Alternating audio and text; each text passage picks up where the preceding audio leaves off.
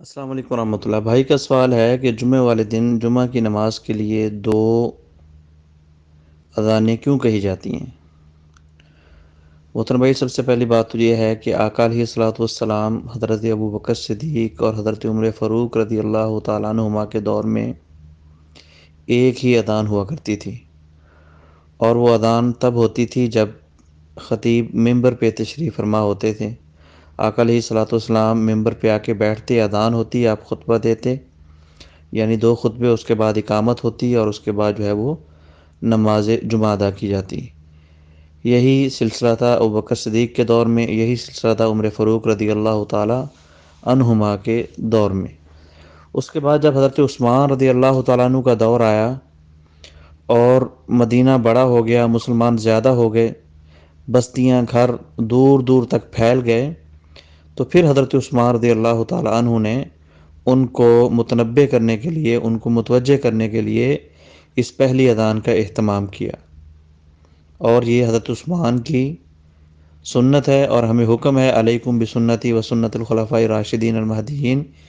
پیارے پیغمبر نے فرمایا کہ میری سنت کو لازم پکڑو، اور میرے بعد میرے بالخصوص جو خلفائے راشدہ ہیں ان کی سنت کو لازم پکڑو۔ تو یہ حضرت عثمان رضی اللہ تعالیٰ عنہ کا ایک علمی اجتہاد ہے، اور اس کے اوپر صحابہ اکرام کا اجماع ہے، سکوت ہے، اور اس وقت سے لے کے آج تک جتنے بھی علماء کرام ہیں سب کا اس کے اوپر جو ہے وہ عمل ہے، استمرار ہے۔ تو اس لیے یہ ایک سنت کی حیثیت رکھتی ہے، اور اس کی دلیل مختلف کتب احادیث کے اندر، مختلف احادیث میں بھی بتلائی گئی ہے۔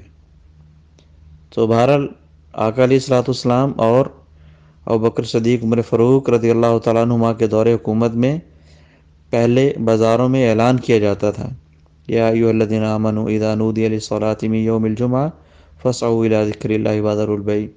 تو پہلے کم مسلمان ہونے کی وجہ سے، بازار چھوٹے ہونے کی وجہ سے ان کو متنبہ کر دیا جاتا تھا، وہ ٹائم کے اوپر جو ہے وہ مسجد میں آ جاتے تھے۔ پھر جب ایسا کرنا ناممکن ہو گیا، آبادی زیادہ ہو گئی، تو پھر جو ہے وہ مسجد سے اذان کا اہتمام کیا گیا، تاکہ لوگ کاروبار چھوڑ کے، تیاری کر کے مسجد میں پہنچ جائیں۔ ہذا ما عندی بہترین واللہ اعلم۔ اسلامک ویڈیوز حاصل کرنے کے لیے اور اسلامک سوالات کے جوابات کے لیے ہمارے یوٹیوب چینل کو سبسکرائب کریں۔